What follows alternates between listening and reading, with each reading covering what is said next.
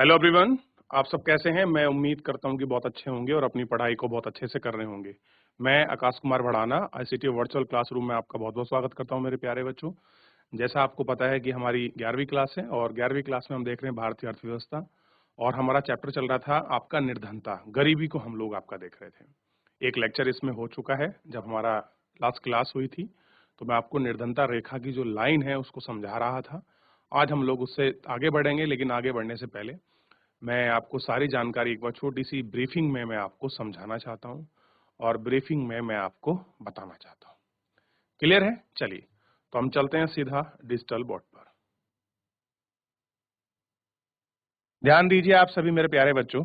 अच्छा, ऐसे कितने बच्चे हैं जिन्होंने घर पर जाकर इस चैप्टर को बैक में आपका रिवीजन किया था? कोई डाउट या कोई क्वेरी बनी हो किसी प्रकार की, बताइए आप मुझसे।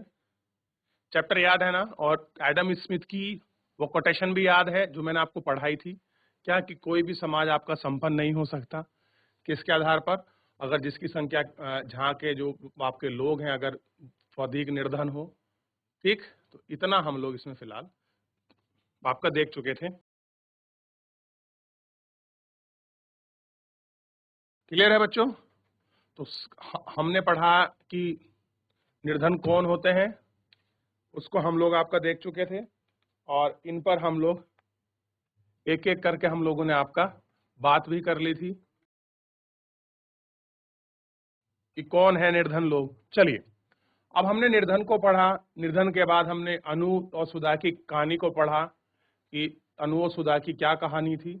इन दोनों कहानी का पढ़ने के बाद हमने देखा कि कैसे निर्धन लोग अपनी झोपड़ियों में रहते हैं, किस प्रकार का उनका निवास स्थान या आपका बसेरा होता है। इसके बाद हमने जो अधिकांश मजदूर निर्धन हैं इसके विषय में पढ़ा कि मजदूर कैसे वो आपके निर्धन है। फिर हमने देखा कि आपके पूर्ण निर्धन, बहुत निर्धन और बहुत कम निर्धन, इनकी जो एक लाइन है, इस रेखा लाइन को हम लोगों ने आपका गौर करके बहुत अच्छे से इसको पढ़ा है और गौर करके इस बहुत अच्छे से देखा है। फिर हमने आपका देखा निर्धनों की पहचान कैसे होती है, इसको हमने देखा। निर्धनता क्या है इस पर भी हमने बात करी कि आप किसको गरीबी कहोगे, क्या निर्धनता है, इसको भी हमने बहुत अच्छे से गौर करके अपने लेक्चर के माध्यम से हमने देख लिया था, आपका पढ़ लिया था।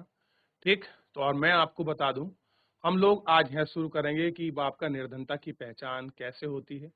इस पॉइंट को हम लोग आपका शुरू करेंगे। सभी बच्चे गौर करके देखिए। कह रहे हैं यदि भारत की निर्धनता की समस्या का समाधान करना है तो उसे निर्धनता के कारणों का उन्मूलन के लिए व्यवहारिक और धारणीय रणनीति बनानी होगी। कह रहे हैं कि अगर आपको निर्धनता को खत्म करना है और आप चाहते हैं कि निर्धनता खत्म हो जाए और निर्धनता ना रहे, इसके लिए हमें क्या करना होगा कि जो निर्धनता उन्मूलन की रणनीति है वो हमको बनानी होगी। और कैसी हो? व्यवहारिक हो और धारणीय, मतलब आपका सचनेबल हो, आपके कंटिन्यूअस आपके चलने वाले की स्पीड में हो, जिससे हम क्या कर सकें, इस रणनीति को हम लोग आपका बना सकें। ठीक, अब बात कर रहे हैं उस आपका नीति की जो आपका धारणीय होगी और जिस पर हम लोग बात करेंगे। कह रहे हैं किंतु इस दशा से उभरने के लिए प्रयुक्त योजना बनानी होगी और एक हमको अच्छी सी उपयुक्त योजना चाहिए। किंतु इस प्रकार की योजनाओं के क्रियान्वयन के लिए सरकार को निर्धनता की पहचान करना योग्य होगा। इसके लिए निर्धनता और उसके कारकों को मापने के लिए एक उपयुक्त स्केल बनाना होगा और उसके लिए कसौटी और विधियों का एक ध्यानपूर्वक चयन करना होगा कि एक उसकी कसौटी बनानी होगी और ध्यानपूर्वक उसका चयन करना होगा। स्वतंत्रता पूर्व भारत में सबसे पहले दादा भाई नौरोजी ने निर्धनता रेखा की अवधारणा पर विचार किया था। कह रहे हैं कि अगर हम स्वतंत्रता से पहले देखें तो भारत के एक ऐसे व्यक्ति हुए हैं जिन्होंने सबसे पहले निर्धनता रेखा की अवधारणा को व्यक्त किया है, दादा भाई नौरोजी। आपने इतिहास में पढ़ा होगा दादा भाई नौरोजी को, ओल्ड मैन के नाम से प्रसिद्ध हैं। भारतीय राष्ट्रीय कांग्रेस के कई बार अध्यक्ष भी रहे हैं और इन्होंने भारत स्वतंत्रता में बहुत सारे आंदोलनों में अपनी महत्वपूर्ण भूमिका निभाई है। इन्होंने ही सबसे पहले आपके लंदन के अंतर्गत क्या दिया था, निर्धनता रेखा की अवधारणा को विचार किया था और ब्रिटिश पार्लियामेंट में सबसे पहले चुने जाने वाले भारतीय भी यही थे। कौन? दादा भाई नौरोजी। उन्हें जेल में कैदियों को दिए जा रहे भोजन की बाजार कीमत पर मूल्यांकन किया। कह रहे जो कैदियों को जेल में खाना दिया जाता था उसे बाजार के आधार पर कीमत पर उसका मूल्यांकन किया, जिसे क्या कहा गया, जेल की निर्वाह लागत का आकलन किया। किंतु बंदी गृह तो प्राय वयस्क व्यक्ति ही थे, तो जबकि वास्तविक समाज में बच्चे भी सम्मिलित थे। इस जेल निर्वाह लागत में कुछ परिवर्तन कर निर्धनता रेखा के निर्धनता रेखा को पहचानने का प्रयास किया गया। इसकी उन्हें यह मानकर कुल मिलाकर जनसंख्या में 1/3 जनसंख्या है जिसमें आधे से अधिक बच्चे, क्या कह रहे हैं, आधे से अधिक बच्चे का उपभोग कम है और शेष आधे से अधिक भोजनों का जो है वयस्क आधे से भी अधिक का रहा है। तो किसी का जो अधिशेष है वो आपका बढ़ा है, किसी का भोजन जो है वो आपका घटा है। इन सभी को देखना है और 3/4 का सूत्र की रचना की है। ठीक, इस चीजों को हमने सारा आपको देख लिया है और इसमें आपका बात करनी है। देखिए, जनसंख्या में इन 3 खंडों के उपभागों को भारित औसत में औसत निर्धनता रेखा मान लिया गया है। क्या माना गया है कि एवरेज आपका जो एक पॉवर्टी लाइन है हमने उसको माना है। ध्यान देना है, औसत निर्धनता रेखा यह है जेल के वयस की निर्वाह लागत है। तो 3/4 अंश है, 3/4 के अंश के हिसाब से। स्वतंत्रता प्राप्ति के बाद भारत में निर्धनता अनुपात में आकलन में कई आपके प्रयास हुए हैं। ठीक, योजना जिसे अब नीति आयोग के नाम से जाना जाता है के द्वारा कार्य के लिए 1962 में एक मध्य अध्ययन दल का गठन किया गया, जिसे वर्ष 1989 में आपका प्रभावी उपभोग मांग और न्यूनतम आवश्यकता अनुमान बल आपका गठित हुआ और एक विशेष बल का गठन हुआ जिसे 1998 में और 2005 में किया गया। योजना आयोग के अतिरिक्त अन्य अशासकीय ने व्यक्तिगत रूप से भी ऐसी प्रक्रियाओं का प्रयास किया जिन्हें आपका निर्धनता को परिभाषित करने, पुष्टि करने, जिन्हें 2 भागों में बांटा, निर्धन और गैर निर्धन। इन दोनों वर्गों को अलग करती है। यदि निर्धनता में कई प्रकार के हैं तो पूर्ण निर्धन, बहुत निर्धन और निर्धन, इन सभी प्रकार के गैर निर्धन वर्गों में उपवर्ग हैं।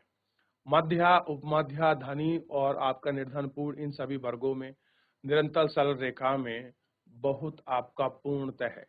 धनी के रूप में कल्पना करके निर्धनता रेखा निर्धन और गैर निर्धन के बीच को आपका डिवाइड किया गया है। कैसे किया गया, हमने इनको डिवाइड किया है आपका निर्धन और गैर निर्धन के बीच में हमने इनको सेपरेट करके आपका इनको बांट रखा है।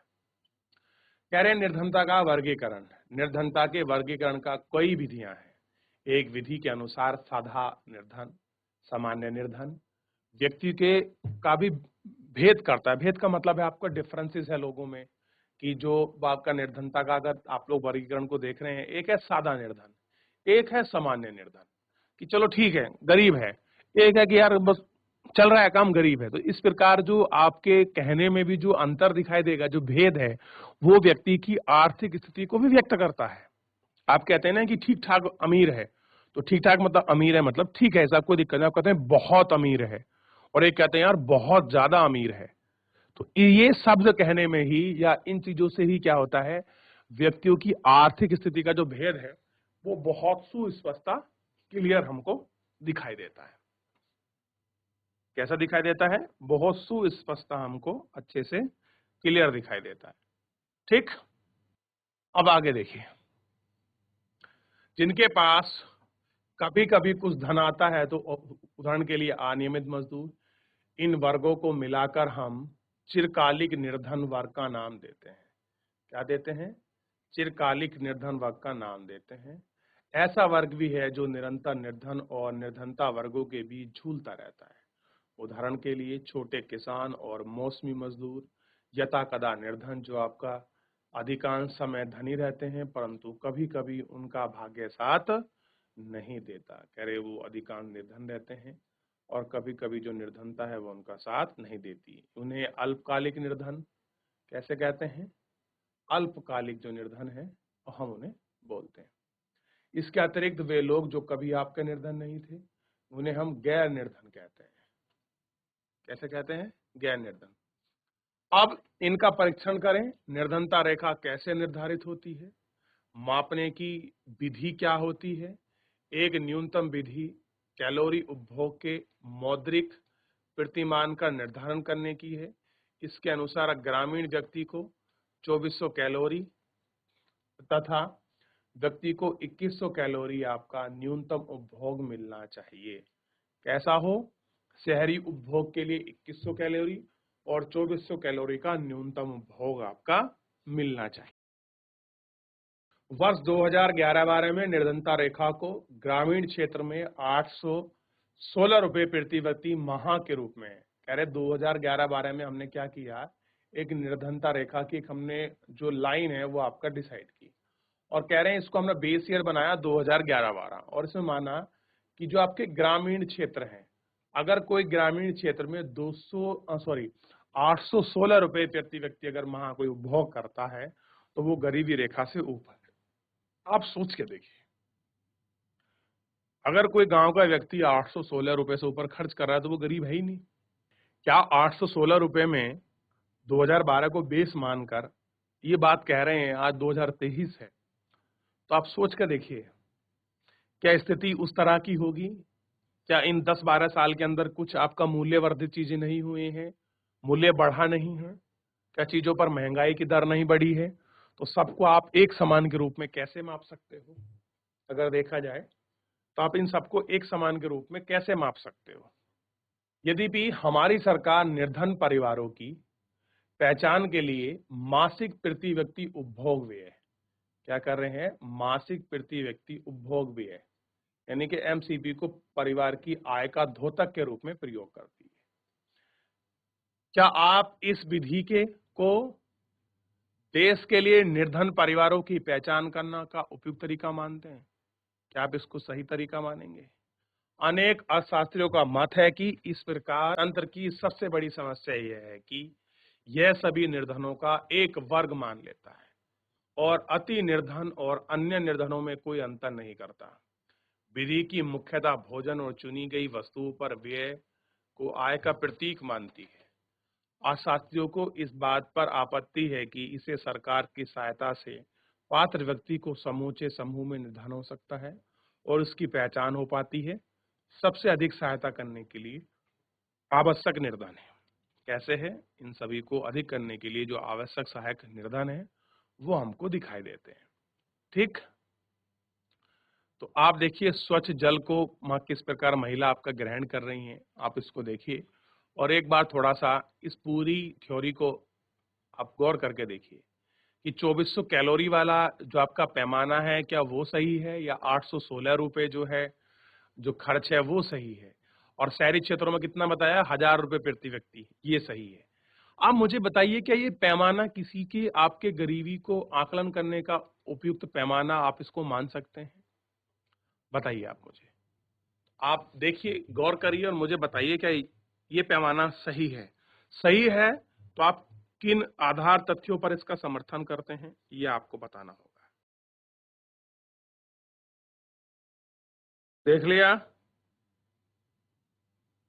चलिए, तो कुछ बताएंगे आप? चलिए आगे बढ़ते हैं और इसको गौर करके हम लोग देखते हैं। चलिए,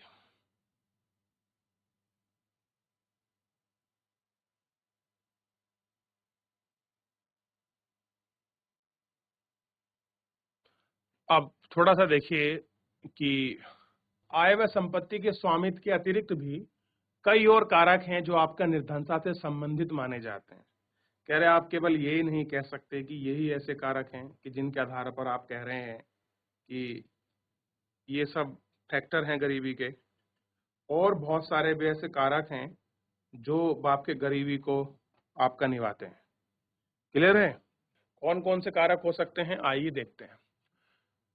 कह रहे हैं कि जैसे कि आपकी बुनियादी शिक्षा है, स्वास्थ्य सेवा, पेयजल यानी कि जो हम लोग आपका पीने में जल उपयोग करते हैं, स्वच्छता आदि की सुलभता। कह रहे हैं कि इन सब के साथ basic education, health facility, drinking आपका वाटर और आपका क्लीनिंग जो आपकी सफाई है, स्वच्छता, ये सारी चीजें होनी बहुत जरूरी हैं। अगर ये आपके पास अतिरिक्त ये भी हैं, तो आप कहेंगे कि आप निर्धनता रेखा से ऊपर हैं।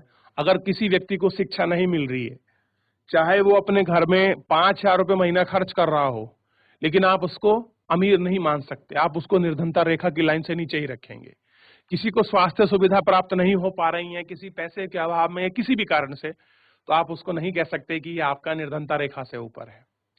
तो ये ऐसे बुनियादी मानक हैं, शिक्षा, स्वास्थ्य, जल और स्वच्छता, जिनके आधार पर आप कह सकते हैं कि हाँ, ये लोग निर्धनता रेखा से ऊपर जी रहे हैं।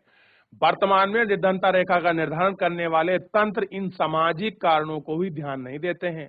निर्धनता का जन्म इन्हें निरंतर बनाए रखते हैं, जैसे निरक्षरता, स्वास्थ्य संसाधनों की अनुपलब्धता, भेदभाव, नागरिक और राजनीतिक स्वतंत्रता का अभाव। आप देखिए, अगर आप पढ़े लिखे नहीं होंगे, अस्वस्थ होंगे, तो आपको संसाधन नहीं मिलेंगे, फिर आपके बीच क्या होगा, डिस्क्रिमिनेशन होगा, भेद होगा नागरिकों के बीच। फिर जो आपको पॉलिटिकल जो आपका फ्रीडम मिली हुई है, आप उसको पूरा एंजॉय नहीं कर पाएंगे, उसका आपको बेनिफिट नहीं मिलेगा। तो निर्धनता निवारण योजना के ध्येय को तो मानवीय जीवन में सर्वांगीण सुधार होना चाहिए। हमने क्या रखा है कि कैसा है, सर्वांगीण विकास। उसे तो ये बताना आवश्यक होता है कि मनुष्य क्या बन सकता है और क्या कर सकता है, अर्थात अधिक स्वास्थ्य, सुपोषित और ज्ञान संपन्न हो, सामाजिक जीवन में भागीदारी कर सकता है। इस दृष्टि से विकास का अर्थ होगा कि व्यक्ति के फम और पम बाधाओं को निवारक, जैसे उसे निरक्षरता, अस्वास्थ्य, संसाधनहीनता, नागरिक और राजनीतिक स्वतंत्रता के अभाव में मुक्ति दिलाना। तो ये सारी चीज हैं जिसे आप कहोगे, जिसकी दृष्टि से कोई व्यक्ति क्या बनेगा आपका, आप कह सकते हैं कि वो निर्धनता रेखा की लाइन को उसको पार करेगा।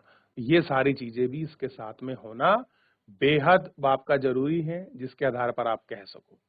यदि हमारी सरकार का दावा है कि समृद्धि यानी कि ग्रोथ, समृद्धि की दर उच्च दर है, कृषि उत्पादन में वृद्धि है, ग्रामीण क्षेत्र में रोजगार है, अगर आप लोग एग्रीकल्चर सेक्टर में एम्प्लॉयमेंट दे रहे हैं तो अच्छी बात है।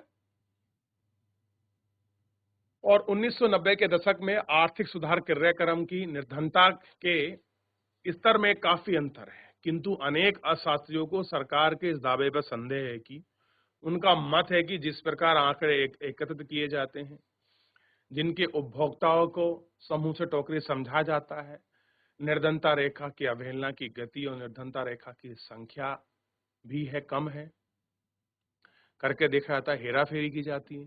निर्धनता के आकलन से सरकारी विधियां और सीमे के कारण विद्वानों का वैकल्पिक विधियों का प्रयोग किया जाता है, ठीक। किंतु नोबेल पुरस्कार सम्मानित अमर्त्य सेन भारत के एक व्यक्ति हुए हैं जिनको नोबेल पुरस्कार मिला है। मेरे हिसाब से तो मेरे प्यारे बच्चों, आपको इसको अंडरलाइन करना चाहिए कि ऐसे भारत के कौन से शास्त्री हैं जिनको नोबेल पुरस्कार मिला है। बड़े हमारे लिए सम्मान और गर्व की बात है, ठीक।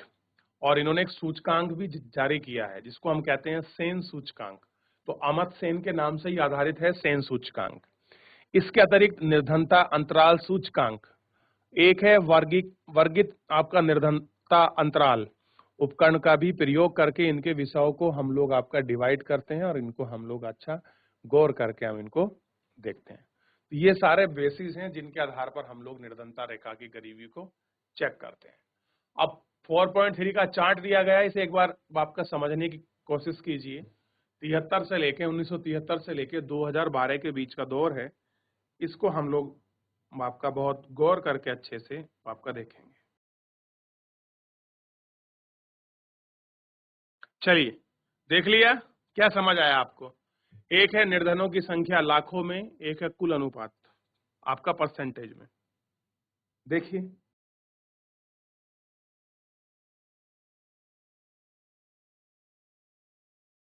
चलिए आगे बढ़ जाएं। अब थोड़ा सा इसको गौर करके देखिए इस विधि को। ये है लाख, इस तरह से, ये इसका बेस ईयर, उस समय क्या स्थिति रही थी, और ये परसेंटेज में। एक बार आप देखिए, मैं कल समझाता हूं आपको इसको। चलिए, भारत में निर्धनों की संख्या पर हम लोग थोड़ा सा बात करते हैं कि भारत में जो आपके निर्धन है उनकी संख्या क्या बनी हुई है, क्या स्थिति। कह रहे हैं जब निर्धनों की संख्या का अनुपात निर्धन रेखा से नीचे है तो जमानुपात द्वारा किया गया है, तो हम व्यक्ति गणना अनुपात विधि कहते हैं। क्या कहते हैं? व्यक्तिगत गणना अनुपात विधि कहते हैं हम लोग। ठीक, ये हमको देखना है कि क्या है व्यक्तिगत अनुपात विधि। ठीक, आप संभवतः भारत में बसे निर्धनों की कुल संख्या जानना चाहेंगे। वे वे कहाँ रहते हैं, क्या करते हैं, पिछले वर्षों में उनकी संख्या, उनके अनुपात में कमी आई है। जब इस प्रकार की तुलना सामान्यतः अनुपात और प्रतिशत के रूप में करते हैं तो हमें व्यक्तियों की निर्धनता के विभिन्न स्तरों और विभिन्न प्रांतों में समय समय पर उनका प्रसार प्राप्त होता है। निर्धनता विषयक अधिकार आंकड़े नीति उपयोग करके हम ये आंकड़े राष्ट्रीय प्रदर्शित सर्वेक्षण संस्थान सांख्यिकी कार्यालय बनाया है। इसके उपभोग व्यय के आधार पर अंकलित है। ये चार्ट 4.3 में 1973 और 2012 की अवधि में भारत की निर्धनता की संख्या तथा जनसंख्या में अनुपात को दर्शाया है। वर्ष 1973-74 में 320 मिलियन से भी अधिक निर्धनता आपका रेखा से नीचे थे। आप सोच के देखिए, इतने लोग आपका निर्धनता रेखा से नीचे थे, लगभग 32 करोड़ लोग। 2011-12 में ये संख्या 270 मिलियन हुई थी। अगर आप लोग 1973-74 में कुल जनसंख्या 55% आपका निर्धन थी। देखिए, अगर हम लोग नंबर्स की बात करें तो उस समय ये थी आपकी संख्या 320 मिलियन। कब? 1973-74 में। अगर हम लोग 1973-74 में अगर परसेंटेज देखें तो टोटल पॉपुलेशन का 55% पॉपुलेशन गरीब थी। 2011-12 में देखें तो 22% आपका प्रतिशत रह गई है। 2012 में कितनी है? 11-12 को देखें तो 22% पॉपुलेशन ऐसी है देश की जो आज भी गरीब है। और बस 1973-74 में 80% में से भी अधिक निर्धनता ग्रामीण क्षेत्र में बसे से। कह रहे हैं कि अगर 1973-74 को बेस मानकर हम चेक कर रहे हैं तो उसमें जो टोटल गरीबी है कितना? आपका 55%। तो उस 55% में से भी सबसे ज्यादा 80% लोग कहां पर गरीब थे? आपका ग्रामीण क्षेत्रों में, गांव में जो लोग बसे हैं वो गरीब थे। यहां इनकी स्थिति 2011-12 में भी नहीं बदली और कह रहे हैं कि शहरी निर्धनता में तो सुधार हुआ है, लेकिन जो ग्रामीण निर्धनता है उसमें कोई सुधार, रिफॉर्म आपका नहीं हुआ है। इनका अर्थ यह है कि भारत में 3/4 से भी अधिक निर्धन गांव में ही बसे हैं और इस स्थिति में आप यह सोचते होंगे कि निर्धन क्षेत्रों की निर्धनता अब शहरों की ओर आ रही है। अब कैसा हो रहा है कि यही लोग हैं जो गांव में इनको रोजगार नहीं पा रहे हैं तो कहां की तरफ जा रही हैं? शहरों की तरफ। तो इसलिए आप कह सकते हैं कि अब निर्धनता शहरों की ओर बढ़ रही है। हमें ऐसा कैसे कह सकते हैं? और कह रहे हैं आखिर में हम ऐसा बोल भी क्यों सकते हैं कि निर्धनता शहरों की ओर बढ़ रही है? कह रहे हैं 2000 के दशक के आरंभ में जहां ग्रामीण निर्धनता की निरपेक्ष संख्या में कमी आई थी, निरपेक्ष का मतलब है टोटल, एब्सोल्यूट में जो आपकी कमी आई थी, वही शहरी क्षेत्रों में उनकी संख्या में कुछ वृद्धि देखने को मिली। कह रहे हैं कि शहरी क्षेत्रों में जो आपकी जो गरीबी है वो आपका बढ़ी है। कमी कहाँ आई है? ग्रामीण क्षेत्र में। और वृद्धि कहाँ बढ़ी है? शहरों में। तो हम इस बेस पर कह रहे हैं कि लोग क्या हो रहे हैं कि ग्रामीण क्षेत्र से शहरों की तरफ मूव कर रहे हैं, जिससे क्या हो रहा है? शहरी क्षेत्र में निर्धनता बढ़ रही है। क्लियर है? वैसे शहरों की और ग्रामीण दोनों की निर्धनता में अनुपात में निरंतर कम हुआ है। आप देख सकते हैं कि 1973-74 की अवधि में निर्धनता की संख्या का अनुपात दोनों कम हुए हैं, किंतु इन दोनों के परिमाण की गिरावट का स्वरूप बहुत उत्साहवर्धक नहीं है। यानी कि देखिए, वापस गिरावट तो हुआ है, लेकिन जिस तरह का हम सोच रहे हैं कि इसमें बहुत अच्छा गिरावट हुआ है, इतना हम कह नहीं सकते। क्लियर है? देश में निर्धनता निरपेक्ष संख्या की तुलना में अनुपात बहुत धीमी गति से नीचे आ रहा है। यानी कि जिस स्पीड से आना चाहिए वो स्पीड नहीं है, बल्कि वो स्लो कैसी है, जो स्पीड है आपकी निर्धनता की वो बहुत कम है। अतः आप यह भी देखेंगे कि शहरी और ग्रामीण क्षेत्रों में निर्धनता की संख्या का बिल्कुल अंतर कम नहीं हुआ है। वही अनुपात है 1993-94 निरंतर पूर्वत बना हुआ है और 2011 में बढ़ गया है। कैसा हुआ है? यहाँ पर बढ़ा है। तो आप इसको अच्छे से गौर करके देख सकते हैं और बात भी कर सकते हैं कि क्या स्थिति रही।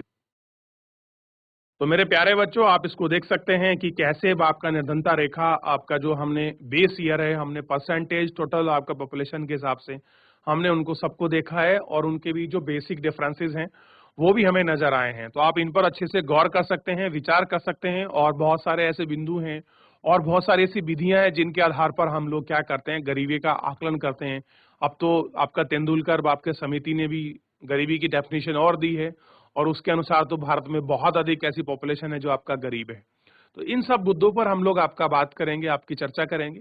तो फिलहाल मेरे प्यारे बच्चों, समय समाप्त हो रहा है। आज के लिए इतना ही, मिलते हैं नेक्स्ट लेक्चर में। धन्यवाद।